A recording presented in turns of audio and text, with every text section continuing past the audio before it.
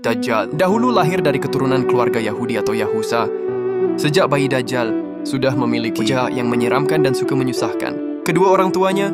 Meskipun begitu, kehadirannya sangat dinantikan kaum Yahudi karena dipercaya sebagai Mesias atau juru selamat di akhir zaman. Di dalam Islam, Dajjal dikenal sebagai Mesias palsu dan dijuluki sebagai Al-Masih Dajjal. Kata Al-Masih sendiri berasal dari bahasa Ibrani yang berarti keberkahan yang diberikan kepada para nabi atau orang yang meniadakan kezaliman dan memberikan petunjuk untuk manusia. Namun makna kebaikan pada Al-Masih ini hanya diberikan kepada para nabi, seperti Nabi Isa alaihissalam. Adapun gelar Al-Masih pada Dajjal memiliki arti terhapusnya keberkahan darinya, dan sebab dia adalah seorang Mesias palsu. Dajjal bukanlah berasal dari bangsa jin ataupun makhluk lain, tetapi ia adalah manusia yang ditangguhkan ajalnya, seperti halnya Nabi Isa alaihissalam dahulu. Dajjal lahir di negeri Samira atau Samaria, yaitu negeri kecil di Palestina yang merupakan warisan dari Nabi Sulaiman alaihissalam. Negeri Samira ini berasal dari nama seseorang dari Bani Israel, yaitu Musa Samiri, yang berprofesi sebagai pembuat berhala sapi emas. Musa Samiri dulunya adalah pengikut Nabi Musa alaihissalam yang kemudian sesat dan selanjutnya menjadi tokoh kafir yang disebut dalam Al-Quran. Dajjal lahir dari seorang ayah dan ibu keturunan Yahudi yang mandul selama 31 tahun dan tidak dikaruniai anak. Barulah setelah itu kedua orang tua Dajjal bisa mengandung dan melahirkan bayi Dajjal. Ketika lahir, Dajjal menjadi anak yang paling menyengsarakan kedua orang tuanya. Hal ini sebagaimana digambarkan oleh Rasulullah. Rasulullah bersabda, ayah dan ibu Dajjal itu melewati pernikahannya selama 30 tahun tanpa melahirkan satu anak pun. Kemudian, lahirlah dari mereka seorang anak laki-laki yang buta sebelah matanya. Ia menjadi orang yang paling berbahaya dan paling sedikit manfaatnya bagi kedua orang tuanya dan bagi umat manusia. Kedua matanya tertidur tetapi hatinya tetap terjaga. Dikisahkan keluarga Dajjal, yaitu ayah dan ibunya adalah para penyembah berhala. Mereka menyembah berhala berbentuk sapi betina. Menurut Dr. Isa Daud dalam bukunya, yaitu Kemunculan Dajjal di Segitiga Bermuda, dijelaskan bahawa Dajjal dahulu lahir 100 tahun sebelum kelahiran Nabi Musa alaihissalam. Ada yang menyebutkan cikal bakal Dajjal itu lahir dari nama Musa Samiri, si pembuat berhala sapi emas.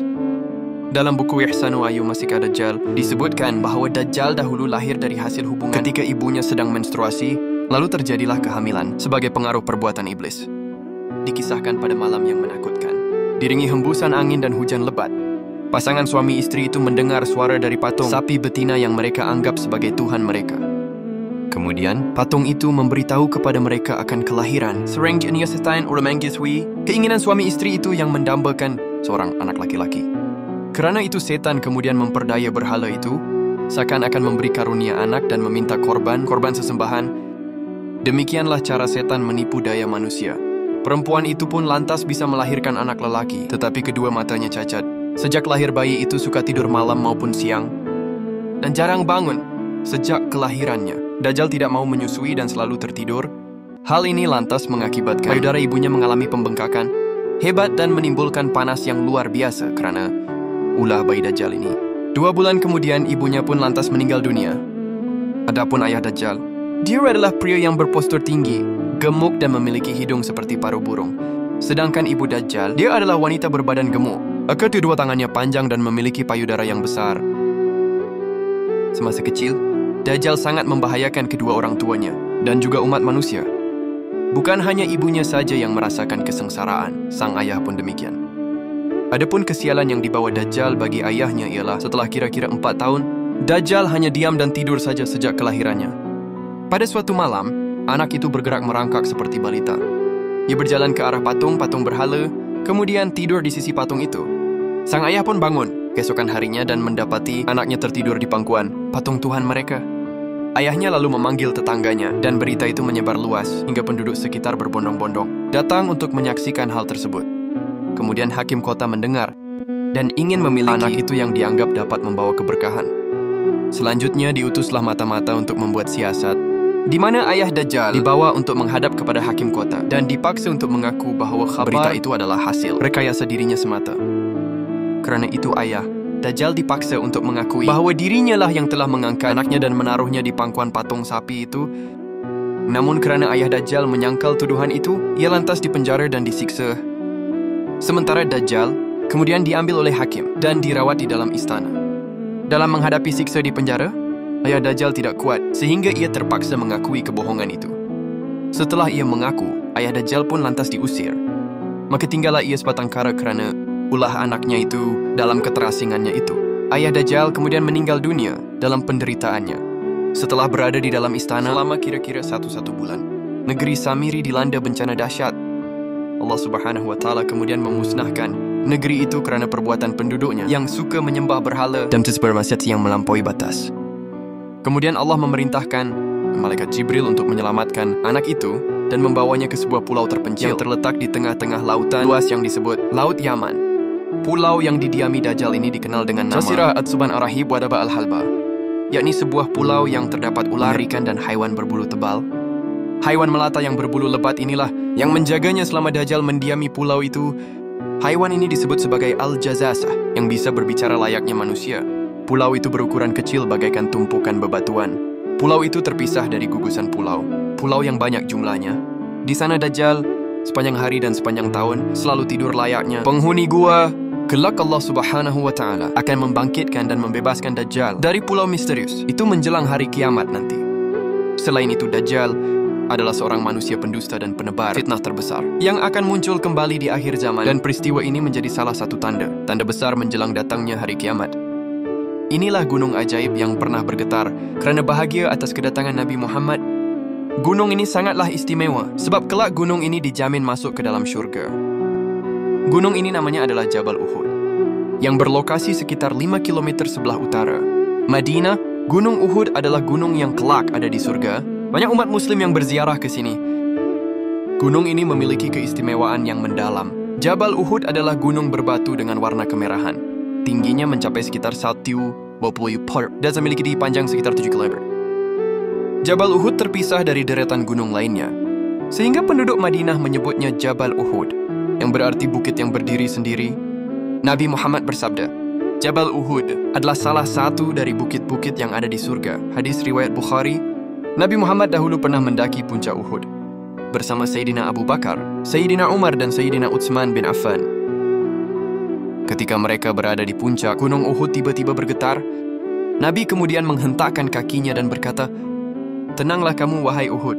Di atasmu sekarang adalah Rasulullah dan orang yang selalu membenarkannya, serta 2 orang yang akan mati syahid." Setelah itu gunung tersebut tiba-tiba berhenti bergetar. Ini menunjukkan kecintaan dan kegembiraan gunung Uhud dalam menyambut kehadiran Rasulullah Shallallahu Alaihi Wasallam.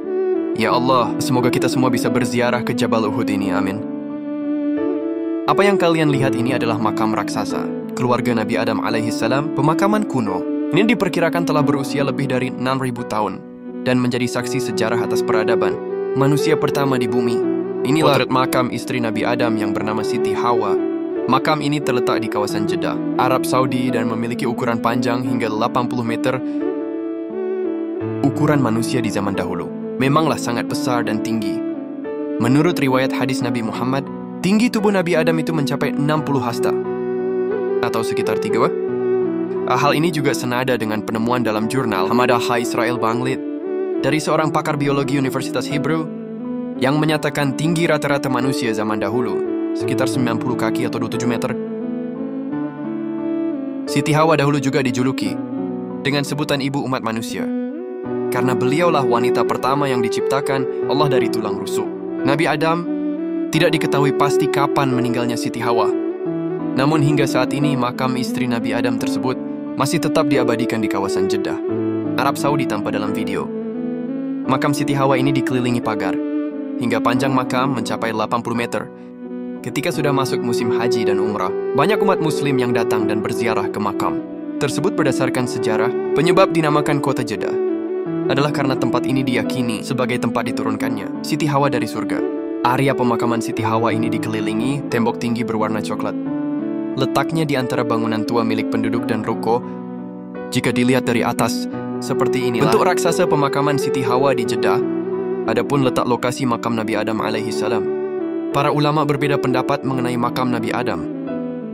Menurut pendapat yang masyhur, jenazah Nabi Adam dahulu dimakamkan di suatu pegunungan. Tempat pertama kali ia diturunkan dari syurga, yaitu di kawasan India. Ada pula yang mengatakan Nabi Adam dimakamkan di gunung bernama Jabal Abu Qubais, yang berada di dekat Masjidil Haram Mekah. Selain itu, ada juga pendapat yang menyebut bahwa makam Nabi Adam berada di Baitul Maqdis, Palestina. Penyebab sulitnya menemukan titik lokasi makam Nabi Adam yang tepat adalah kerana jauhnya jarak masa kita dengan masa Nabi Adam yang terpaut lebih dari 6,000 tahun.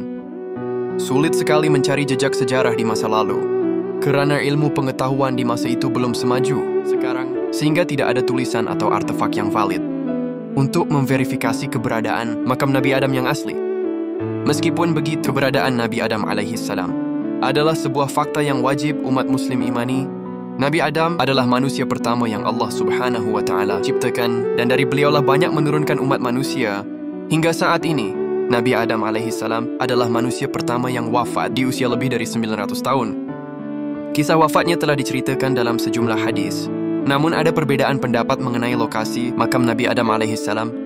Ya Allah, semoga kita semua bisa berhaji dan umroh ke Tanah Suci dan bisa berziarah ke makam keluarga Nabi Adam di Jeddah ini, amin.